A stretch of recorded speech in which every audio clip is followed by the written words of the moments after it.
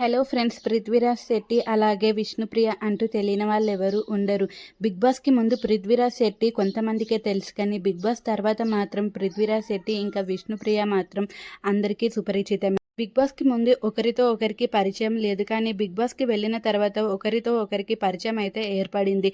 Big బాస్లో వీళ్ళిద్దరూ అయితే ఎంతో క్లోజ్గా మూవ్ అయ్యారు. ఫస్ట్ ఫ్రెండ్స్గానే ఉన్నారు, కానీ మధ్యలో అయితే ఇంకా విష్ణుప్రియకి పృథ్వీరాజ్ శెట్టి మీద క్రష్గా ఏర్పడింది.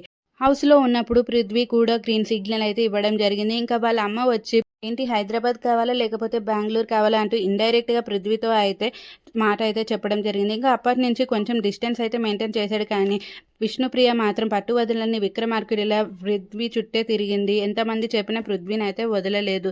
అయితే బయటకు వచ్చిన తర్వాత మాత్రం వీళ్ళిద్దరూ అంత క్లోజ్గా అయితే లేరనే చెప్పవచ్చు. దానికి కారణం పృథ్వీరాజ్ శెట్టి గర్ల్ ఫ్రెండ్ దర్శిని అని చెప్పవచ్చు. ఆమె వల్ల వీళ్ళిద్దరికి కొంచెం గ్యాప్ అయితే వచ్చింది. అయితే మరికొన్ని రోజుల తర్వాత వీళ్ళిద్దరూ కలిసి ఒక షో అయితే చేయడం జరిగింది. ప్రాజెక్ట్ కే అనే షోలో అయితే వీళ్ళిద్దరికి అవకాశం రావడంతో మళ్ళీ వీళ్ళిద్దరు క్లోజ్ అయ్యారు. ఇంకా అప్పటి నుంచి మళ్ళీ పృథ్వీరాజ్ శెట్టి అయితే ఎంతో క్లోజ్ ఫ్రెండ్స్గా మూవ్ అయ్యారు. మధ్యలో ఏమైందో ఏమో కానీ ఇంకా విష్ణుప్రియ అయితే ఆ షో నుంచి క్విట్ అవ్వడం జరిగింది. కొన్ని కారణాల వల్ల నేనైతే ఈ షో నుంచి వెళ్ళిపోతున్నాను, సారీ పృథ్వీ, నా వల్ల నువ్వు కూడా డిసప్పాయింట్ అయ్యావు అంటూ ఇంకా ప్రియ అయితే పృథ్వీ మీద పెట్టిన పోస్ట్ అయితే అప్పట్లో వైరల్గా మారింది.